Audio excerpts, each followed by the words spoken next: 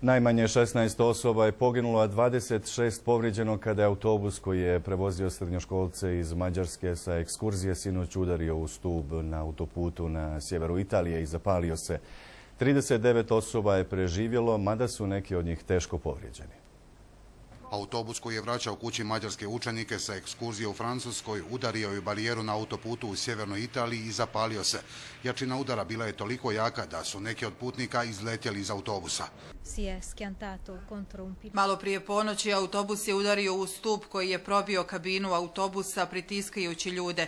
Preživjeli su mi rekli da se autobus zatim zapalio te da su se izvukli razbijanjem prozora. U nesreći je poginulo najmanje 16 ljudi, 39 osoba je preživjelo udes, mada su neki od njih teško povrijeđeni. Također se sumnja da je u autobusu bilo više ljudi od dozvoljenog. Službeni popis putnika obuhvata 54 putnika i 2 vozača. Međutim, postoje indicije da je vjerovatno bilo više ljudi u autobusu. Jedan putnik se trenutno održava u induciranoj komi. Imamo informacije o 2 vrlo ozbiljno povrijeđena, 10 teško povrijeđenih i 13 lakše povrijeđenih putnika.